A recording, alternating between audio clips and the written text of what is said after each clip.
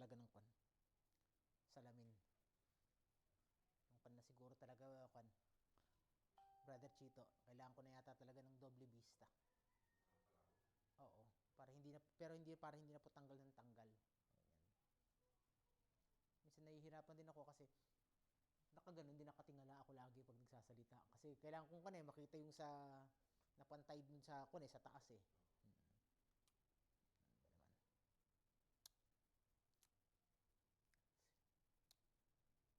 Going where no one dies, seven were bow. Ha? Ano pa? Bible verses. Hebrews 12? Hindi. Wala lang, yun lang Ay, so, kailangan mo ng mga listahan? Nakalista mo ba? Hindi ko na nakalista. Next time na lang. Oo. Sige, dadahan-dahanin ko na lang. Sige, okay lang. Oo.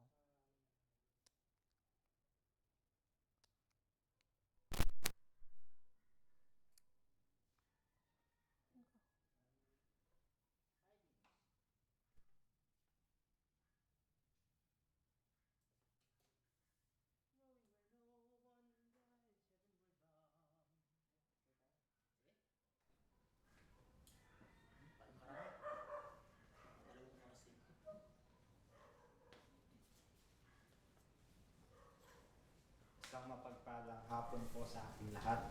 Tayo po ay magsisimula na sa ating pag-aaral. Para po sa pagsisimula natin, awitin po natin sa may hymn number 436. I'm going.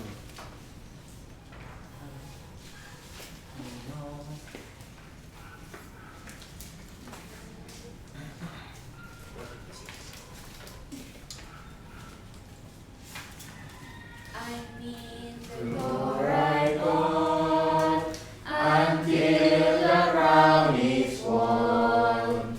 I mean to fight the fight of faith till life on earth is done. I'll never more turn back. Defeat I shall not know, for God will give me victory if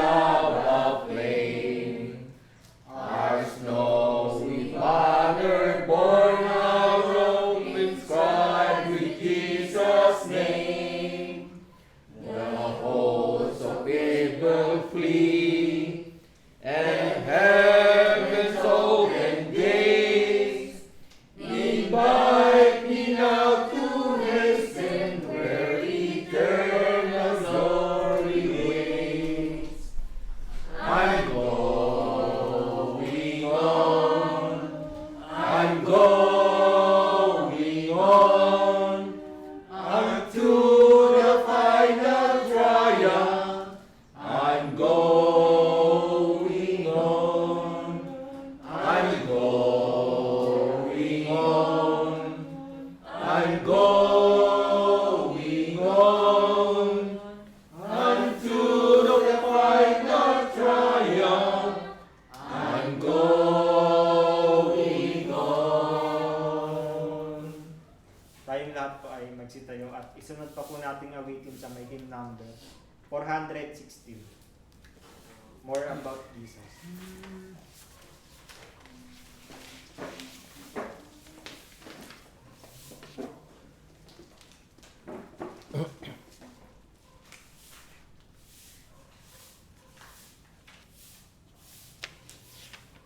More about Jesus would I know, more of His grace to others show, more of His saving fullness see, more of His love who died for me. More about Jesus, more about Jesus. More of His saving fullness see, more of His love who died for me.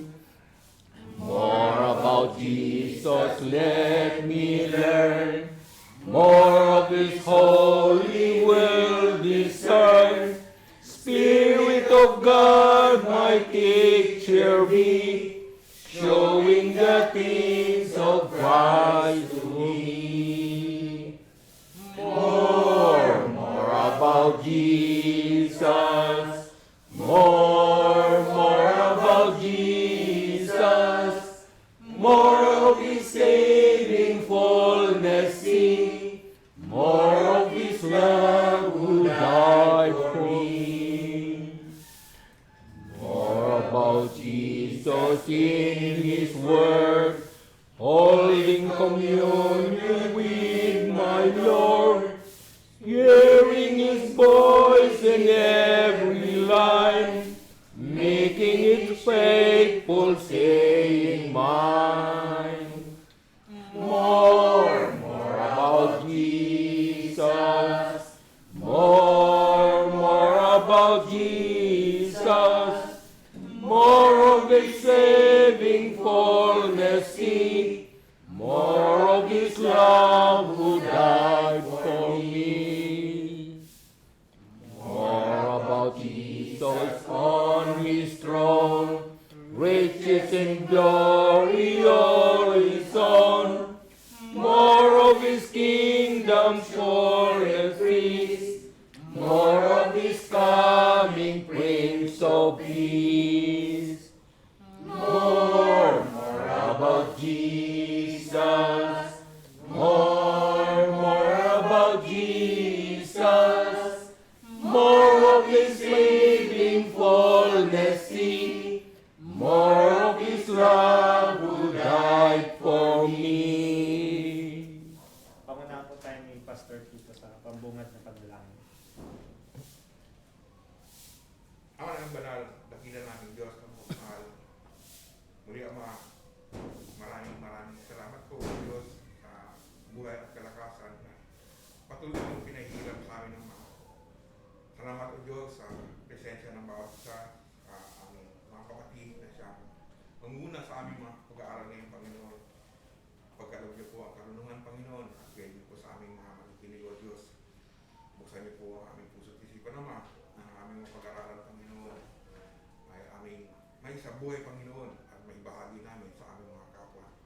Maraming salamat Ama sa mga biyaya mo sa amin. Patnubayan mo po kami o Diyos sa araw-araw ng aming buhay. Mahabag ka po sa amin Ama. Patawarin mo po kami sa aming mga pagkulang at pagkakasala na araw. Sa iyo Panginoon, ipinagkakatiwala namin ang aming mga buhay. At ito po Diyos, ang patuloy namin sa dalangin sa tanging pangalan ng aming Panginoong Hesus, namin tagapagligtas. Amen. Amen.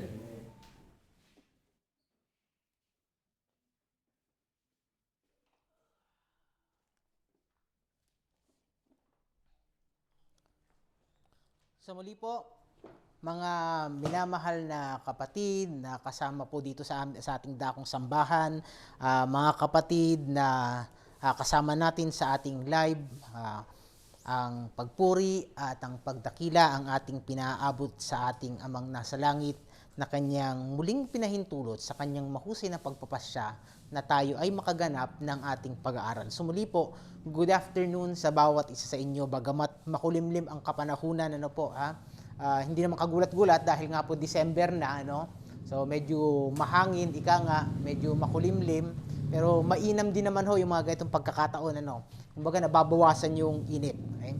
So tayo po, patuloy tayo dito sa ating pag-aaral ng aklat ng Hebreo at nasa mga dalawang chapter na tayo sa dulo. Okay? At makikita ninyo, sabi nga natin pag-aaral natin, yung tema nila, isa sa mga tema nila, ay lagi doon, ang lagi niyang tema at hindi nagbabago ay yung pagpapatuloy. So, yung mga mananampalataya nung panahon na yon na kanyang mga sinusulatan, yung kanyang mga tinatawag nga doon sa Hebrews 3, verse 1, sabi niya, mga kapatid, sabi niya ganoon, mga banal, kayo, sabi niya, na may pagkatawag sa sangkalangitan. So, hindi na natin babasahin yon, pero makikita niyo po yon. So, isusulat ko na lang na reference sa atin. Okay? Hebrews 3, verse 1. Yun yung tinutukoy niya. Ito mga mananampalatayang ito. Okay? At makikita niyo po, sa pasimula pa lamang, ina-encourage niya sila na magpatuloy, okay? At huwag umurong. Pinagbabawal niya sa kanila na umurong. Kanya nga ang wika niya doon sa mga unang verses, sabi niya gano'n, nilalarawan niya yung parang bangka. Sabi niya gano'n, na talian mong mabuti. Kasi baka pumalaot. So ang inilalarawan niya, sa umpisa pa lamang, meron siyang tinatawag na mga metaphor, okay, na nilalarawan niya na yung pananampalataya mo, nagsisimula ka mula sa isang kapahamakan, papunta, doon, sabi niya gano'n, sa isang dako ng katatagan, or stability. So, pansinin niyo yung mga metaphor na yun, yung mga paglalarawan niya. Kasi doon sa mga unang talata, nilalarawan niya na para bang kaaahon mo lang sa dagat. Yun yung Hebrews 2, Pero pagpatuloy mo na yan, pag nababasa mo na dun sa Hebrews 12 doon, okay, meron siyang binabanggit, sabi niya gano'n, sabi niya ganung kaharian. Binabanggit niya yung bundok ng Sion. So, nilalarawan niya yung pagpapatuloy, moving forward. Forward.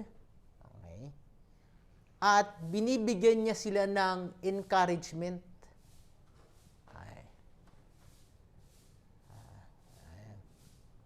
So may mga pictures. Okay. Ngayon, nung pagpatuloy ng mga pag-aaral natin, unti-unti yung mga pictures na yon nagkakaroon na ng description. Kumbaga, nilalarawan niya na kung nagbibigay na siya ng katotohanan dun sa kanyang mga metaphor. Okay, halimbawa, okay. So simulan po natin. Dun sa Hebrews 12, okay.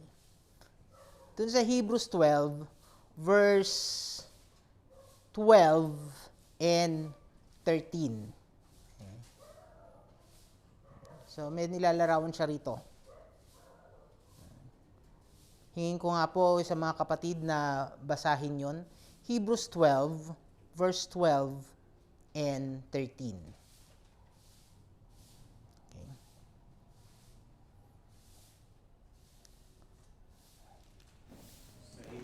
Hebrews 12 po, verse 12. 13.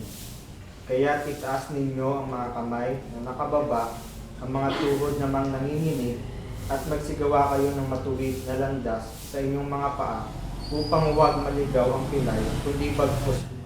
So, unti-unti makikita mo na, so nagbibigay siya ng description. Sabi niya, itaas mo. Okay. Ano ba yung palatandaan ng taong nakababa yung kamay? Pag yung tao nakababa yung kamay, ano nabubuo sa kaisipan natin? Yung tao nakababa ang kamay. Relax na relax. Pwedeng nanlalambot. So, ang sabi niya gano'n sa kanila, so, sinusulatan niya sila. So, nagbibigay na ngayon ng indikasyon na parang sinasabi niya, kayong mga nanlalambot, sabi niya gano'n, itaas ninyo yung kamay ninyo. Sabi niya gano'n. Okay? Kayong mga, sabi niya, nanginginig yung inyong mga tuhod, sabi niya, abat tumayo na kayo. Magpatuloy kayo. So, nilalarawan niya. Again, nakikita na po natin, So, yung sumusulat nito, sino po yung sumulat nito? Yung mga kasama ko dito. Sino yung mga sumulat nito? Yung aklat ng Hebreo. Marami sila. Hindi natin nakikilala. Pero isa dun sa mga sinasabi nilang sumulat daw nito, si Apostol Pablo. Sabi lang nila, okay. Kasi wala naman talaga nagpakilala doon. Mahilig siya kasi gustong-gusto niya nilalarawan lagi is yung mga pampalakasan, mga sports metaphor. Kaya nga dun sa, hindi na rin natin babasahin, yung Hebrews 12 verse 1 and 2, inilalarawan niya yung Kristiyano, sabi niya gano'n, ini-encourage ko kayo na para kayong mga, mananakbo. So, runner. So, tatakbo pala. Okay. So, ini-encourage niya sila. At ngayon, dun sa binasa nga ng kapatid na Eugene, kahit paano, nililiwanag niya, ano bang ibig sabihin nung nakahanda? Naka-ready na yung kanyang kamay, okay? O naka-ready na yung kanyang paa, hindi na nanginginig. Doon sa verse 13, na binasa na ng kapatid na Eugene, at babasahin ko lang yung ilang talata, sabi niya gano'n, at magsigawa kayo ng matuwid na landas. Okay. So, ang application po nito, yung reality nung kanyang metaphor, sabi niya, hini-encourage niya sila, gumawa kayo ng matuwid. Anong sabi nga ng mga incheck? Gawa ka, bote. Para buhay, happy. Okay, Gawa ka, bote. Gumawa ka ng mabuti. Okay? So dito, nagbibigay na siya ng indikasyon. Sabi niya ganon, gumawa kayo ng matuwid. So the question ngayon is, ano yung matuwid? Kumbaga, nilalarawan niya rito, kung tatakbo ka, may gagawin ka, ano ba yung iyong gagawin? Okay. So, dito ngayon, nagkakaroon na ngayon ng linaw, yung mga susunod na talata, kung ano yung mga bagay na yon. Okay. So, dun sa verse 14, pakibasa nga po, isunod natin.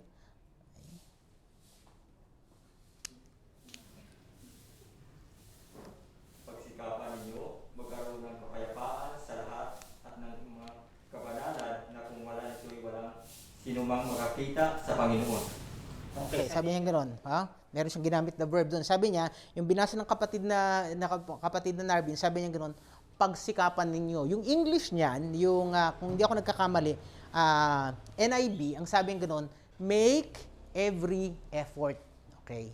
Yung King James, na kung saan ibinabatay ko yung salin nito sa English, ang ginagamit niyang salita doon is pursuit. Okay? Or pursue. Pursue. Pursue. Okay. At ang ibig sabihin ng pursue, okay, gano'n. Ang definition niyan, lalong-lalo na yung pinanghanguan niyang salita, to seek, okay, to seek something urgently. Yun ang ibig sabihin ng pursue. Hanapin mo, sabi niya, so hindi mo gagawin, Hindi mo gagawin, hindi mo sasaliksikin, hindi mo pag-iisipan, hindi mo sinasabing hindi lang pag-iisipan, higit pa doon ang sabi niya. Ang ginagamit niyang salita doon ay pursue. Okay.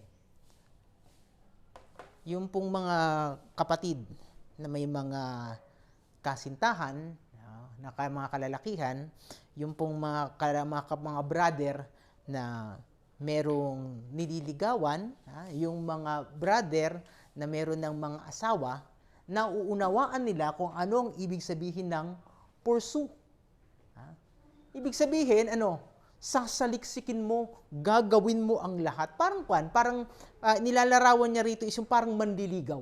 na gagawin mo ang lahat upang makita yung bagay na yun. Hindi ka gumagawa, hinahanap mo para gawin. Okay? Yun ang ibig niya sabihin. Okay? So, ang sabi niya rito, pursue two things. Sabi niya, pursue peace. Okay? Sabi niya, pursue peace, sabi niya ganon, among every man. So, nung napag-aralan natin, ang ating Panginoong Hesukristo, ang itinuturo niya, sabi niya ganon, mapalad, sabi niya ganon, yung mga peacemaker, hindi peace lover. Kaibang bagay yon. Magkaiba yung taong gusto ng kapayapaan at iba yung bagay na gumagawa ng kapayapaan. Kumbaga, hindi siya nakukontento. So, patuloy siyang gumagawa ng bagay na magbibigay ng kapayapaan, ng kabutihan. Yun ang ibig niya sabihin doon. So, kung halimbawa, in application, halimbawa, ako at yung isang kapatid, wala kaming samaan ng loob. Okay? Yun peace. Maintaining peace. Okay? Pero hindi yun yung pursuit of peace. Ang pursuit of peace, kahit wala kaming samaan ng loob, kailangan gagawa ako ng paraan na matitiyak na lalo kaming maging malapit sa isa't isa. Yan ang gusto niyang sabihin doon. So ito, itinuturo niya dito, sinasabi niya, kayo, sabi niya ganon, isa sa gusto kong ipagpatuloy ninyo, sabi niya ganon, huwag kayong makontento, sabi niya ganon, na okay na yung inyong relationship sa inyong kapwa. Sabi niya ganon, gusto ko, sabi niya ganon, yung relationship na yon, inyong palaguin to make it grow. Ano masabi doon? Hebrews 13 verse 1. Isa sa mga pinakamadaling memory verse. Hebrews 13 verse 1, sabi niya ganon, mamalagi nawa ang pag-ibig sa mga kapatid. So, wag mong ipapahintulot na mawala.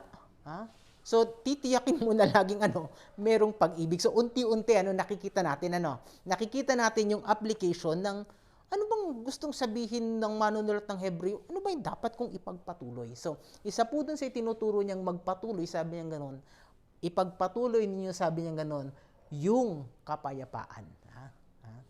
Pursue peace, okay? Not to maintain peace. Magkaiba po yun, Ang sabi niya, saliksikin mo ang kapayapaan, hindi panatilihin yung kapayapaan.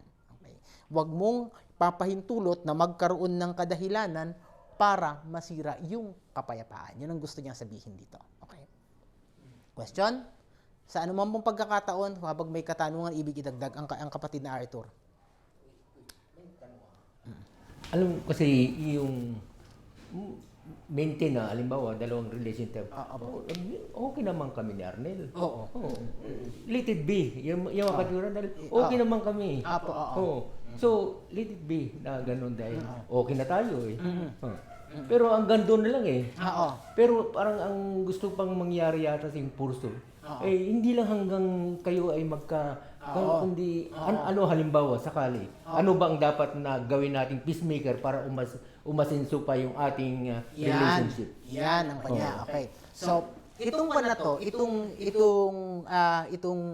itong katuran nito, itong instruction na ito, bagamat nasa dulo na, sa kalagitnaan pa lamang po, itinuturo niya na nagbibigay na siya ng pahapyaw na itong bagay na to dapat mong gawin. Okay, ipagpatuloy mo. Okay, so bago ko sagutin yung lalo nating sagutin yung tanong ng kapatid na Arthur. Okay. Doon po sa Hebrews 6, dadahan-dahanin ko. Okay.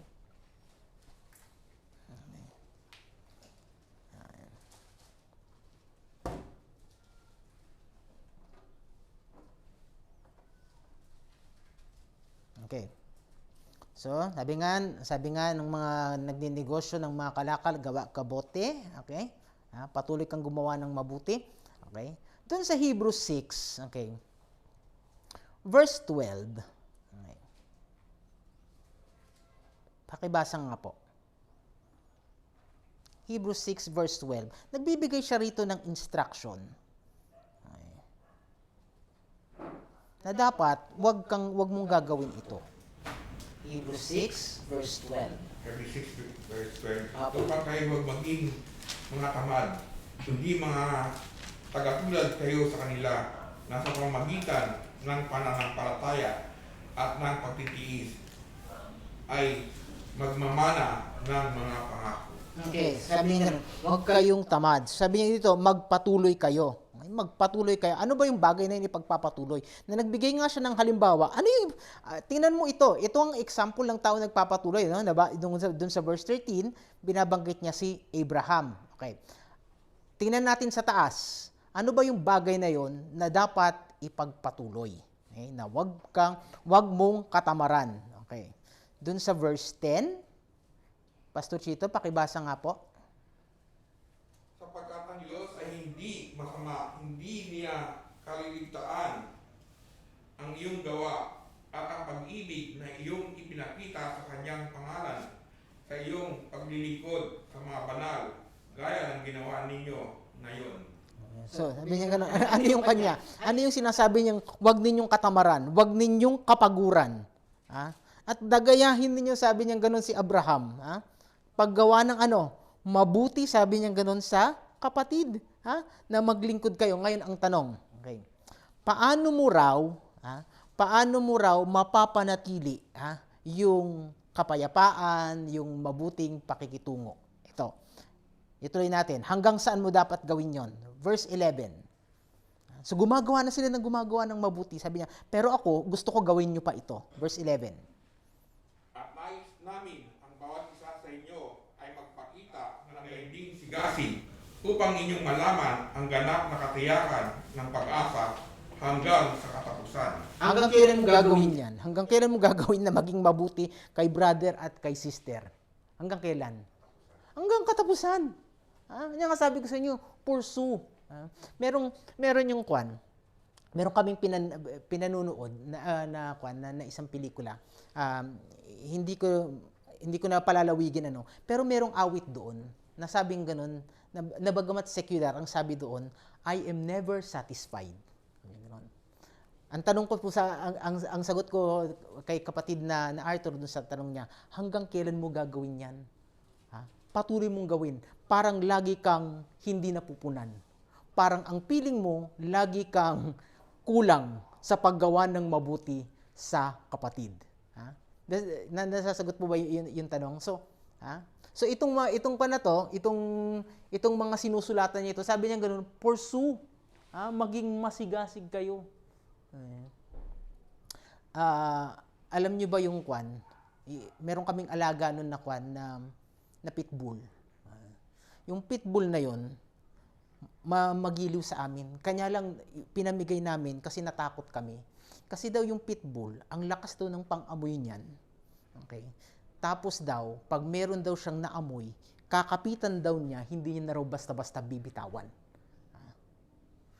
Marahil baka may nagtataka dyan.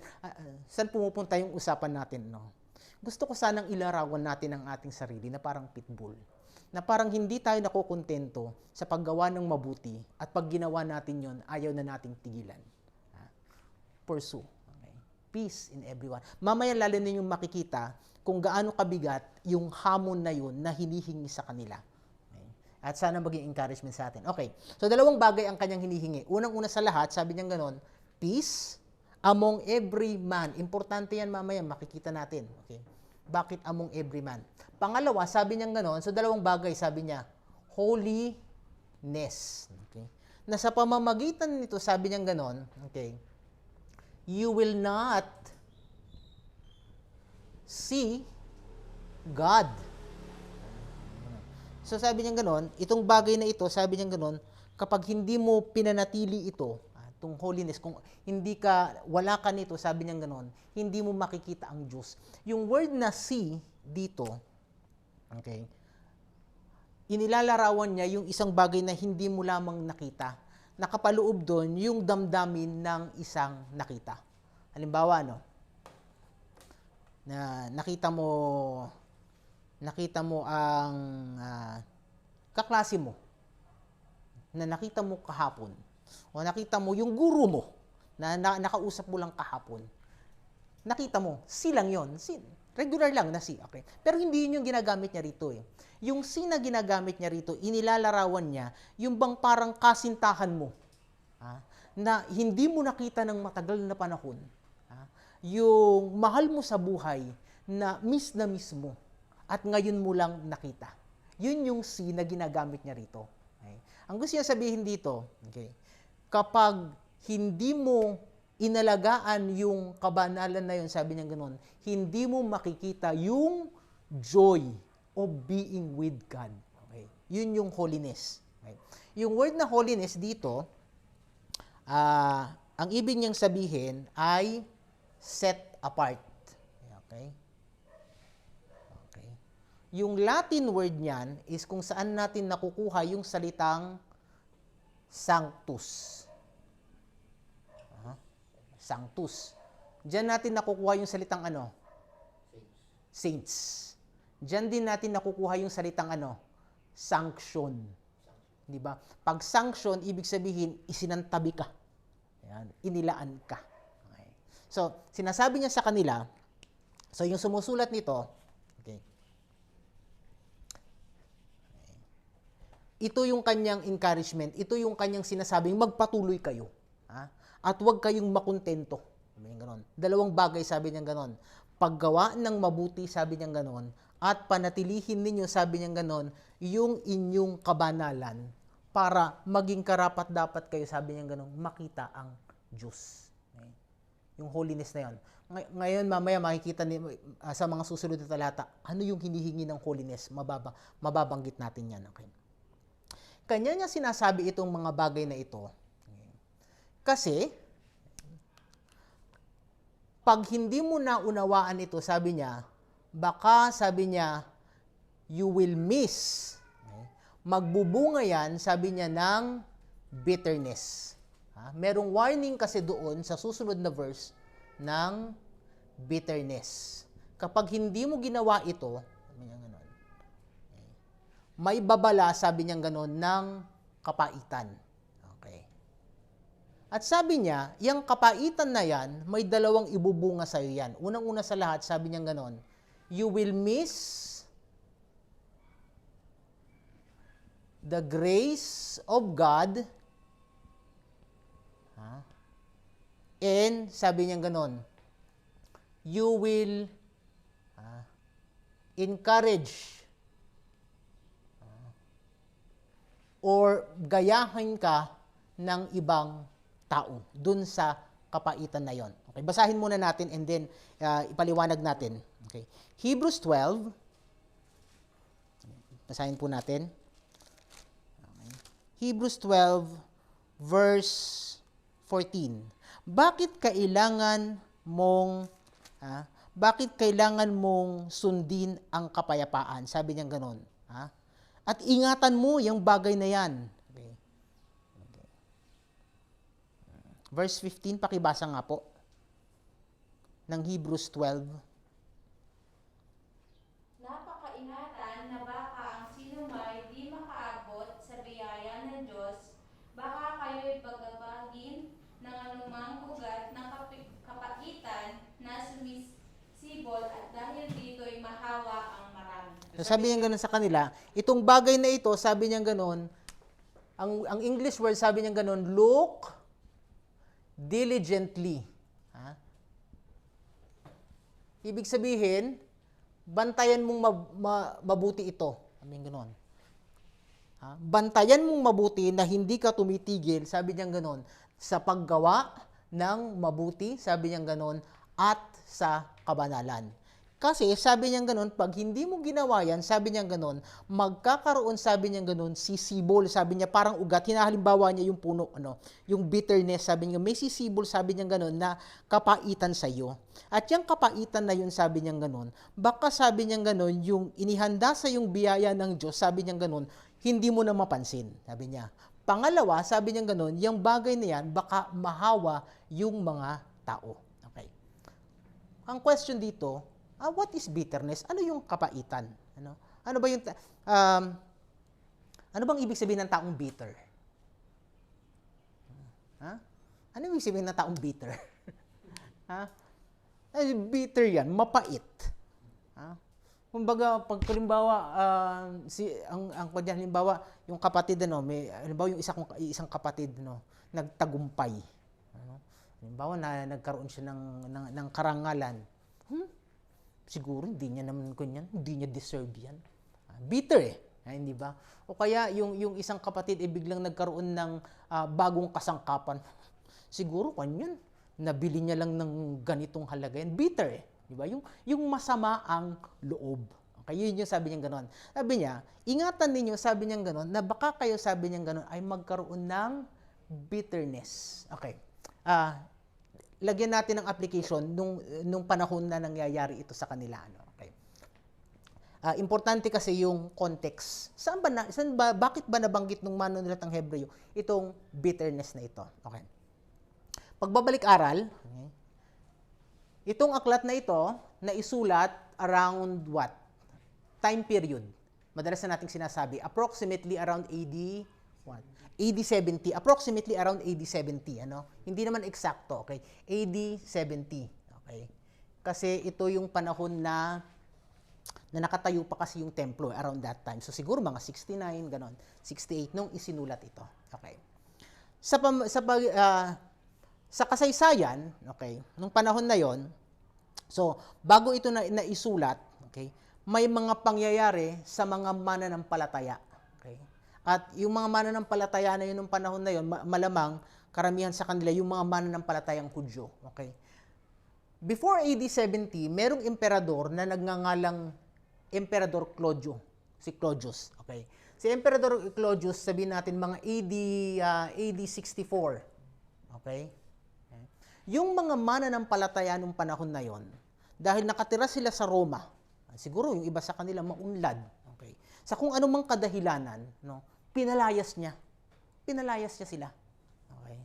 At makikita mo yan, merong Bible reference dyan, dun sa Acts. Okay? Acts 18, verse 1 and 2. Merong 2 taong binabanggit doon, na itong 2 taong ito, kanya nakilala ng Apostol Pablo dahil sa kagagawa ng isang Emperador Claudio. Okay, Emperador Claudius. Okay. May babanggitin doon okay. Maliban kay Priscilla at kay Aquila, may babanggitin doon bakit sila nagtagpo. Pakibasa nga po. Okay. Acts 18 verse 1 and 2. 1 and 2. English po ito. Sige po. After this, Paul left Athens and went in Corinth. There he met a Jew named Aquila, a native of Pontus, who had recently come from Italy with his wife Priscilla, because Claudius had ordered all the Jews to leave Rome. Paul went to see them, and because he was a tent maker, as they were, he stayed and worked with them. Okay, so meron doon, may 2 tao doon na nakilala ni Pablo, ang mag-asawang Priscilla at si Aquila na taga Italy, sabi niya ganoon, kasi si Emperador Claudio, sabi niya ganoon, pinalaya sila, pinaalis sila. Okay. So, importanteng maintindihan natin, nangyari yan AD 64. Kumbaga, yan yung mga factors kung bakit naisulat itong aklat na ito. Okay. Makikita mo rin yung reference na yan, binabanggit din yan, okay, dun mismo sa aklat ng Hebreo. Okay. Hebrews 10. Okay. Okay.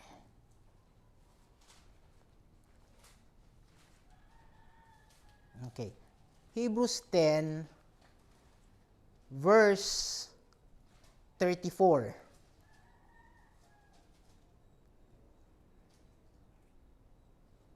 Okay. So, hindi lang sila pinalayas doon, merong consequences yung pagpapalayas sa kanila. Okay. Ano pong sabi doon? Hebrews 10, verse 34. Okay, basa nga po, Brother Eugene. 10 verse 30. Po. Sapagkat kayo'y nangahabag sa mga may taligala at tinanggap ninyo ng buong galak ang pagkaagaw ng inyong pag-aari, Palibhasa inyong nalalamang mayroon kayo sa inyong sarili ng isang pag-aaring lalong mabuti at tumatagal. Okay. So, yan is yung mga reference, mga indication, okay, na yung mga Christians nung panahon na yon, sa panahon ng mga emperador na ito, pag sinabing pinalayas, as in, pinalayas ka, na yung mga bagay na napundar mo, wala kang karapatan, yun yung nangyari sa kanila, pinaalis sila. Okay? Just because the simple reason na Kristiyano sila, na iba yung kanilang pananampalataya. Okay. Hindi lang doon lumalayon sa panahon ng Emperador Claudio, okay. Nang mamatay ng Emperador Claudio, yung kanyang tagapagmana, yung kanyang anak, si Emperador Nero. Malamang yung iba sa inyo kilala yan, ano. So it's around AD 66, sabihin na natin ganoon, okay. Nang AD 66, itong si Emperador Nero, okay. Gusto niya kasing magpatayo ng isang gusali dun sa Roma. Kailangan nung panahon na yon para mag-release ng pera, kailangan yung Senado aaprubahan yon. Hindi siya pinahintulutan. Alam mo ang ginawa niya? Alam mo ang kwento-kwento sa kasaysayan, ano? Hindi naman napatunayan na ginawa niya. Pero may nagsasabi, alam mo ang ginawa niya doon sa mismong city of Rome. Pinasunog niya. Pinasunog niya yon. At may kwento-kwento pang habang nasusunog daw yun, nagpapatugtog siya. Noon. Kasi nga hindi nasunod yung gusto niya. Marahil nagtataka kayo, anong connection yan? Meron pong connection yan. Okay. So, nung nasunog yun na ganyan, kailangan ngayong maglabas ng pera yung Roma. Halos nasaid yung pera nila para maipatayo lahat yun. Dahil nga naipatayo yun, di ang katwiran, total, nasunog na rin lang, ipatayo na yung gusto mong ipatayo. Yan. Okay. Siyempre, ang nangyari ngayon, pag may nangyaring ganon, naghahanap sila ngayon ng pagbabalingan ng sisi. Hulaan ninyo, sino ang sinisi nila? Sino ang itinuro ni Emperador Nero? Merong maliit na grupo ng sekta daw ng mananampalataya sa grupo ng mga Hudyo. May maliit na sekta doon na medyo kakaiba. O ang tawag nila minority. Ano yung mga minority na yon? Mga mananampalataya. Sila yung itinuro. Sila yung itinuro niya. Okay, sila yung itinuro niya. At makikita nyo ngayon yan. So, nakikita nyo yung grabe ng pangyayari sa kanila. No? Nung umpisa, pinalalayas lang sila. Kinukuha lang yung pinaghirapan nila. Ngayon, pinaparatangan na sila. Okay? Pinaparatangan sila. Okay? At hindi aabot ng paparatangan lang yan. Talagang may gagawin sila dahil nga galit yung tao sa kanila. Wala naman silang ginagawang masama. Okay? Ano yung ginagawa sa kanila? Okay. Hebrews 11. Hebrews 11. Okay. Binabanggit niya, tinatapik niya ng konti. Okay. Hebrews 11, verse 34.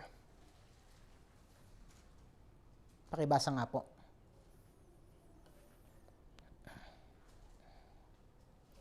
Hebrews 11, verse 34.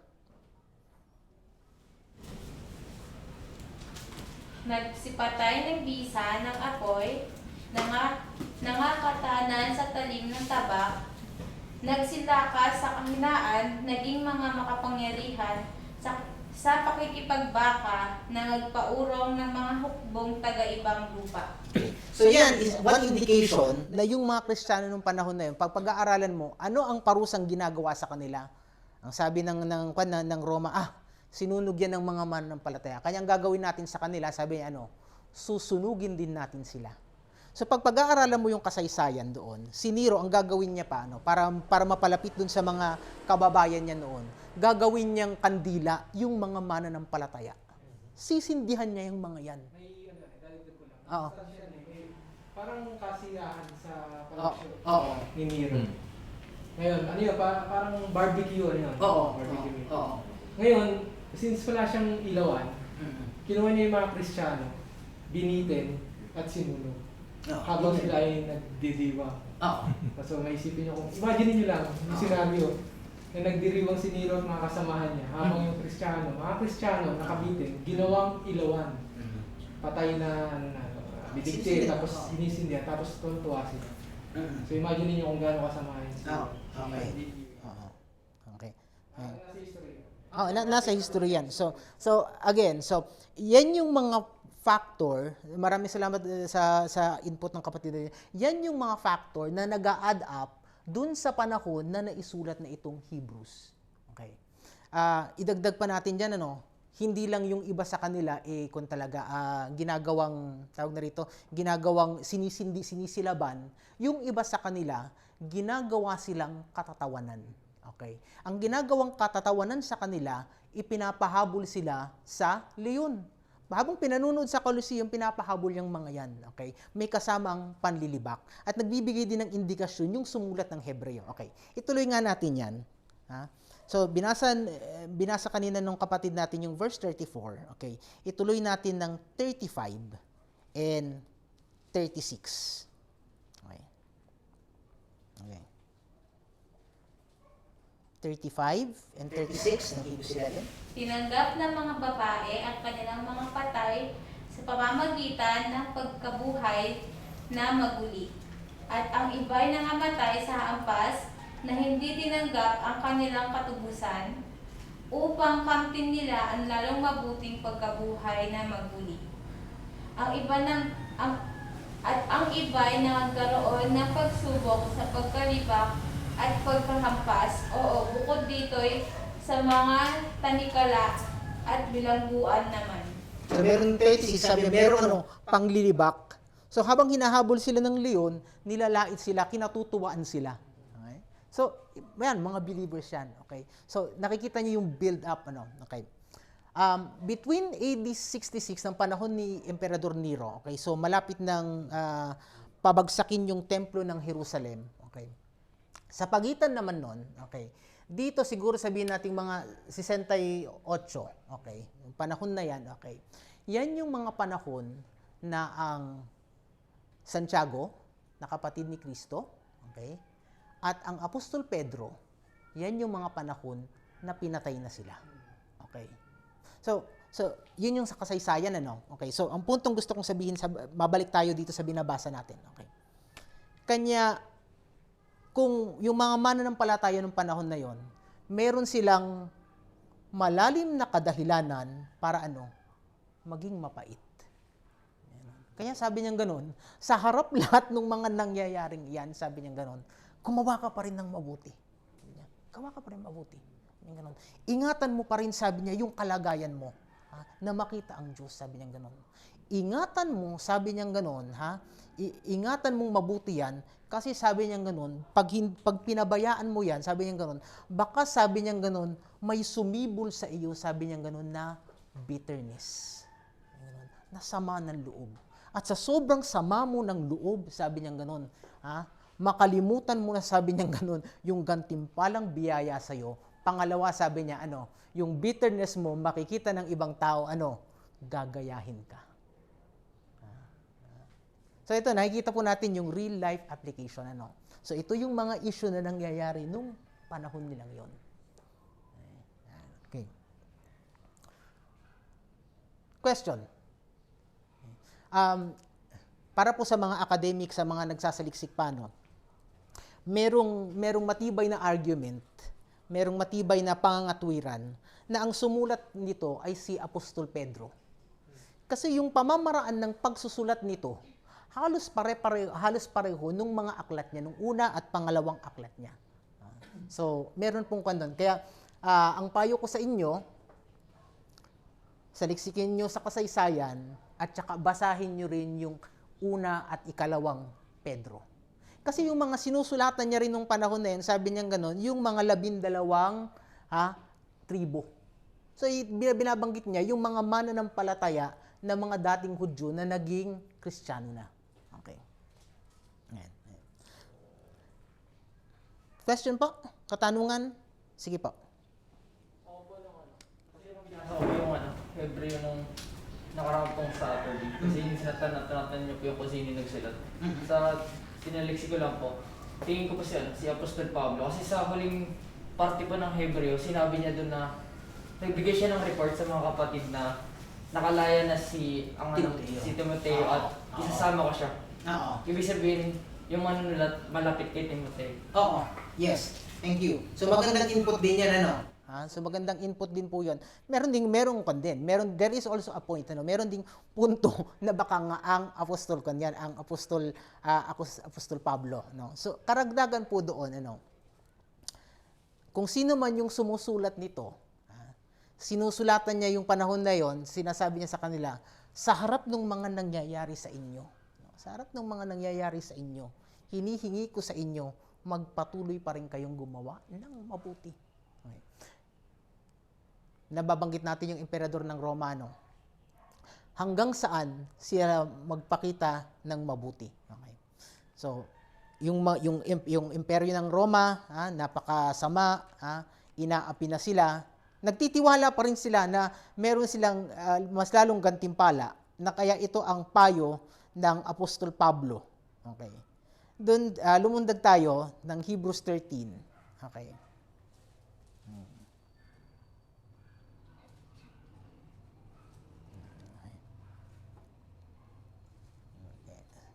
Dali lang po ha. Okay.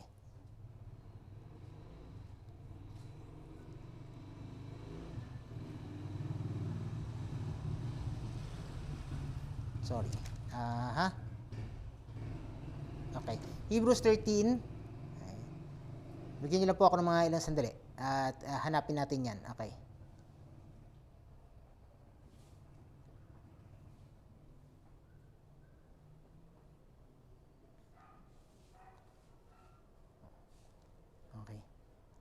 Okay. Doon sa verse 17, okay? So kanina ang lupit ng mga emperador, mapang-api sila, pinatay, sinunog, pati yung mga pinuno, ang Apostol Pablo, ang Apostol Pedro pinatay. Pero ito ang payo niya sa kanila. Hebrews 13 verse 17.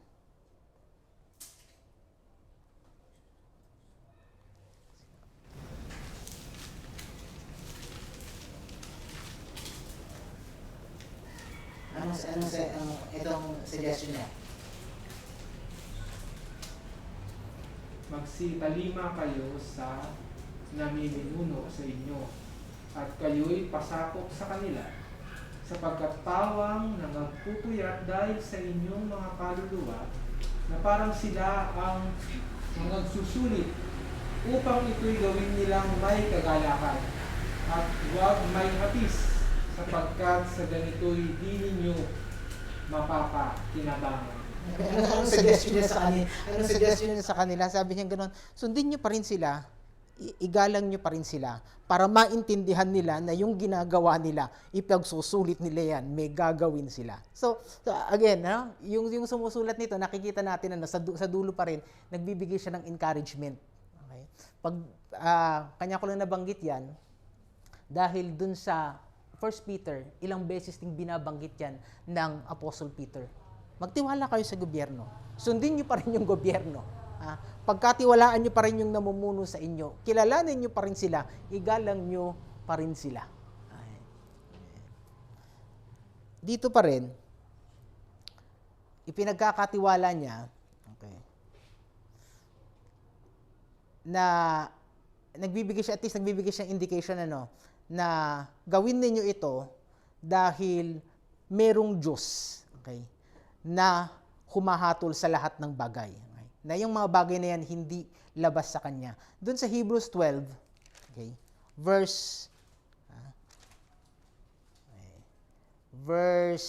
sige, tuloy na natin. Hebrews 28, okay. Intindihin ninyo, sabi niya gano'n, I know mahirap, mapanghamon, pero dapat maunawaan ninyo na meron kasi kayong kalagayan. Okay. Verse 28, Hebrews 12, verse 28. Kaya yamang tinanggap natin ang isang kaharian na hindi mayayani. Magkaroon tayo ng biyaya sa pamamagitan nito ay makapaghandog tayo sa Diyos ng kalugod-lugod na paglilikod na may paggalang at takot. Okay. Sabi niya gano'n. So, nagbigay siya doon ng colon. Ang colon, laging may emphasis yun. Bakit mo dapat gawin yan? Gumawa, sige, panghawakan mo yung bagay na yun. Kasi sa harap ng mga bagay na yan, ito ang dapat mong maintindihan sa kalagayan ng Diyos. Ano yung verse 29? Sapagkat ang Diyos natin ay isang apoy na tumutuko. So, sabi niya sa kanila, gumawa kayo ng mabuti. Kasi meron kayong kinalalagyan, sabi niya ganon. At maunawaan ninyo, sabi niya ganon, na yung Diyos na inyong pinagkakatiwalaan, sabi niya ganon, ano? For God, sabi niya, is an all-consuming fire. Gumawa ka ng gumawa ng mabuti. Kahit hindi ka pinapakitaan ng mabuti. Kasi sabi niya gano'n, meron kang Diyos, sabi niya gano'n, na namumugnaw, na susunugin niya, sabi niya gano'n. Ibig sabihin, alam yung kaparusahan yun eh. Ay, isa sa mga sagisag ng apoy, kaparusahan yun. Ay? Kaya nga sabi ko sa inyo, yung mga incheck, matalino talaga sila eh. Di ba? Gawa kayo ng bote. Okay? Gawa bote para buhay happy. Okay? Alright. Okay. Ngayon, pagsikapan natin tapusin ito. Okay. Nung nagbigay siya ng babala sa kanila, sabi niya gano'n, kasi pag nagpatuloy kayo rito, sabi niya, ang mangyayari, sabi niya, okay, ang mangyayari dito, sabi niya gano'n, ang result nito, magiging katulad kayo, sabi niya, ni Esau. Sabi niya, na kayo, sabi niya gano'n, ay isang fornicator, sabi niya ganon. Or, sabi niya ganon, isang profane. Sabi niya ganon, okay? Mapakiapid, sabi niya, o, sabi niya ganon, isang tampalasan, kagaya ni Esau. Sabi niya, yun yung ibig niya, Esau. Sabi niya, yung ibig sabihin ng profane, sabi niya, another word for profane, sabi niya ganon, is ungodly. Okay. Ginagamit niya kasi rito, yung nilalarawan niya rito, si Esau. Okay.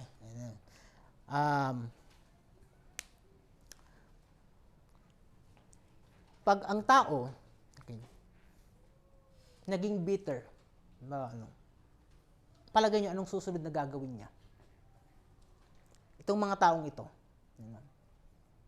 hindi nila naunawaan, hindi nila pinahalagaan dahil sa kalagayan nila, naging bitter sila. Palagay nyo, magiging bitter lang sila. Ano ang gagawin nila? Magiging babalik sila sa kasamaan. Diba? Nangyayari yan, hindi ba? Nangyayari yan sa tao. Okay? Na-discourage siya.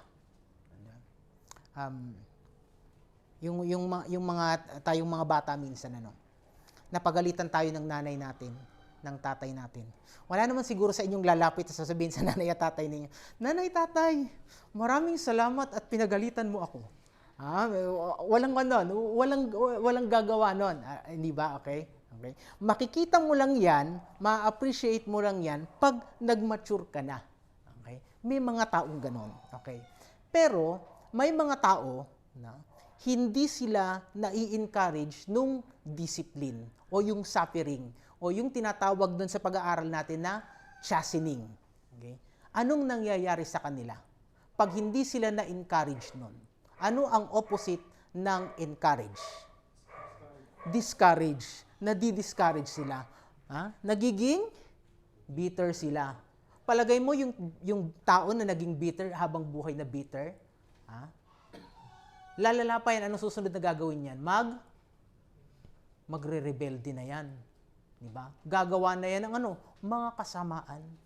Diba? Yan sabi niya rito, although binabanggit niya kasi rito is yung pakikiapid. Hindi niya naman binabanggit literally pakikiapid ng may asawa eh. Although itinuturo po dun sa Hebrews 13 yun, sabi niya ganun, maging marangal, sabi niya ganun, ang higaan ng mag-asawa.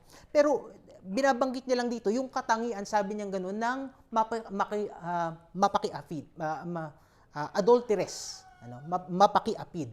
Okay. Anong another word for mapakiapid? Yung hindi tapat sa unfaithful. Okay. Ano ang unang gagawin ng taong unfaithful? Gagawa siya ng kasiraan ng kanilang pagsasama. Di ba? So, ang sabi niya dito, mag-ingat kayo, sabi niya gano'n, na huwag kayong maging bitter kasi susunod yan, sabi niya gano'n, gagawa kayo ng mga bagay, sabi niya gano'n, na masama at magpapakita kayo ng mga katangian, sabi niya gano'n, na hindi makadiyos katulad ni Esau. Okay. Ano ba yung binabanggit dito? May binabanggit siyang pangyayari dito na nabanggit din dun sa verse 15, 16, and 17.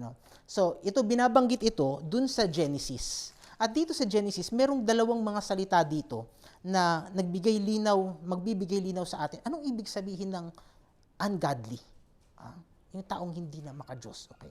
So, gagawa siya ng masama at gagawa siya ng profane. Okay. Ano yung profane na yan? Genesis 25. Okay. Dun sa Genesis 25,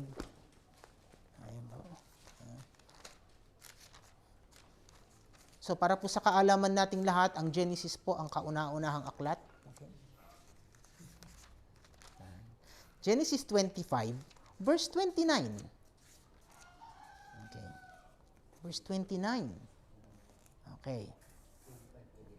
29 to 34. Okay.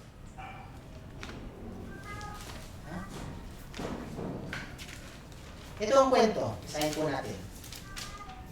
At nagluto si Jacob ng lutuin at dumating si Esau na galing sa parang at siya'y nang lalambot. At sinabi ni Esau kay Jacob, ipinamamanik ko sa iyo, pakanin mo ako niyaong mapulang lutuin sapagkat ako'y nang lalambot kaya tinawag ang pangalan niya na Edom. So Edom literally mapula. Okay. At sinabi ni Jacob, ipagbili mo muna sa akin ang iyong pagkapanganay. Okay?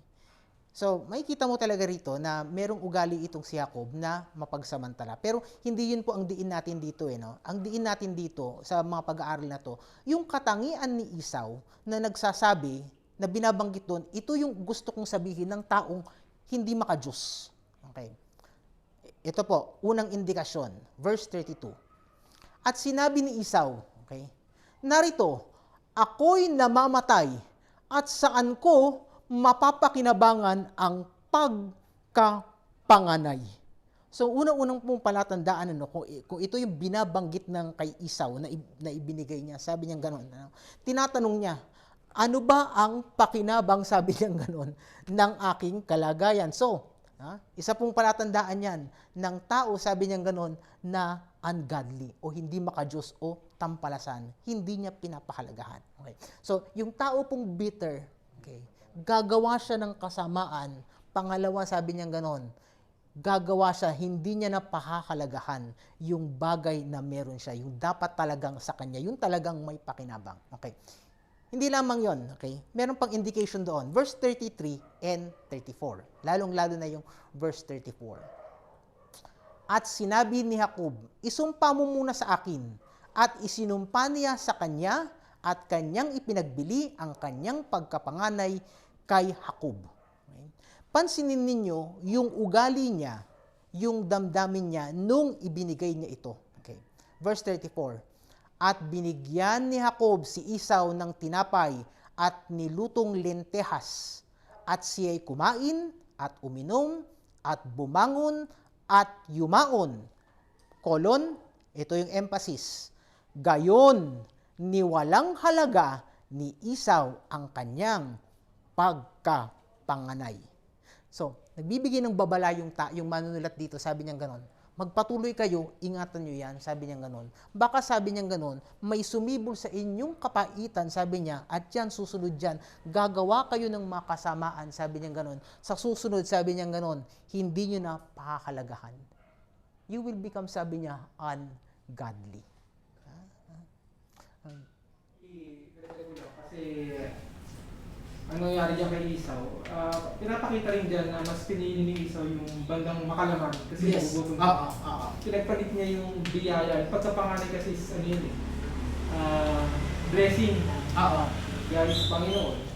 Ngayon, ang representation niya sa panahon natin, pwede rin tayo maging Esau. Kasi yung mga blessing na pinagkakalob sa atin ng Panginoon. Katulad ng ganito, kahit pag-aaral. Minsan may mga tao, Kristiyano, na mas pipiliin nila yung pita ng laman. Tawag na naman, kasiyahan. Mga bagay na may pagpapalit sa mga biyaya na handang pagkalog ng Panginoon. Kaya yun yung isa sa mga sinabi ng mga sa Hebreo, since nabanggit dyan yung fornicator. Kasi yan, magaw ko naman yan. Profane. So, kaya nila i-compare yung mga, kasi yung mga Kristiyano nung time na yun, talagang natatakot dahil nga outcast sa mga Kristiyano, yung alam naman natin yung Judaism, naniniwala sa Diyos. Pero hindi sila naniniwala kay Kristo, na siya yung Messiah, siya yung tagapagligtas. Ngayon, sa panahon ng Roma, tanggap yung mga Judaism. Tama, no? Tanggap sila eh. Hindi sila pinarurusahan. Ang pinarurusahan, yung mga naniniwala kay Kristo. Kaya yung iba, napipilitan. Napipilitan na umanib sa Judaism. Sila yung bumalik. Kaya yung Hebreo na yan, ginawa ng manunulat, sinulat yan, para talaga doon sa mga Kristiyano na manatili. Kasi yung iba pinagpapalit nila eh. Kahit na hindi birthright na yung usapan. Kaya yung example dito, yung pagpapala ng Panginoon sa mga sandaling ito, na maaaring ipagpalit natin sa ibang bagay, ma-realize natin, pwede tayo maging Esau. So yun lang po yung... Okay. So kanya ang hinilimbawa niya, sabi niya gano'n, na yung tao, sabi niya gano'n, next to bitterness, sabi niya gano'n, okay, next to bitterness, sabi niya gano'n, is ungodliness. So sa application po natin ngayon, iniisip ko lang, siguro yung kalagayan nila, hindi naman nating kalagayan. Kanya, iniisip ko, all the more reason siguro sa atin, na magpatuloy. Kasi yung bitterness nila, hanggang ngayon naman, meron pa rin naman po tayong bitterness, pero hindi katulad ng bitterness nila. Sige po, kapatid na... Minsan marami sa atin yung bang taong negative. Yes. Makukonsider natin as mga lighter ng bitterness. Yung bitterness pero in the sense na lighter. Yung may kontra, panay kontra. Yun. Pwede siguro, mga light sigurong, pwede mo siguro sabihin na light bitterness. Siguro. Pero ang kandong kasi, ang indication na kasi doon, ang pantapat mo lang sa bitterness, whether it's light bitterness or medium bitterness, sabi niya ganon, magpatuloy ka sa paggawa ng mabuti, sabi niya ganon, at manatili ka sa kabanalan. So yun po yung gamot. Yun po ang gamot sa pait. Okay? Yun yung kanya, yun yung kanyang encouragement sa kanila. So maraming salamat sa input ng kapatid na Arthur. Question po mula sa ating Facebook chat. Meron po ba? Okay. So sa mga susunod po na mga pag-aaral, pahintulot ng ating Panginoon, matatapos na ito, maasa tayo na patuloy tayo magkakaroon ng interactive, okay, na environment, okay, ng ating pag-aaral. So kung wala na pong katanungan, marami pong salamat sa inyong pakikiisa, pakikibahagi, hanggang sa susunod na pagkakataon po sa ating pag-aaral. Hilingin ko po na tayo magsitayo at tayo ay mag-alay ng pangwakas na panalangin. Salamat po, Amang Banal na nasa langit, sa iyong kabutihan, sa iyong pagpapala sa bawat isa sa amin. Salamat po sa mga ganitong pagkakataon na muli mong pinapaunawa sa amin ang kahalagahan ng biyaya na aming tinatanggap, ang aming kalagayan na nasa iyo. Tulungan mo, Amang Banal, na patuloy kaming gumawa ng mabuti, lalong-lalo na sa kapatid sa iglesia. Tulungan mong mapanatili namin ang aming kalagayan na katanggap-tanggap sa iyo. Sa mga pagkakataon na kami nga po, Amang Banal, ay nangihina at nagkakasala, patuloy kaming dumudulog na hinihingi ang kapatawaran sa aming mga pagkakasala. Pagpalain mo po ang mga ganitong gawain. Tulungan mo, Amang Banal, na ang iyong katotohanan ay patuloy nga pong maibahagi. Lalo tigit, ipahintulot mo na ito nga po ay aming ganapin sa aming buhay. Muli ang lahat aming hinihingi sa matamis na pangalan ng aming Panginoong Hesukristo. Amen. Amen. Thank you.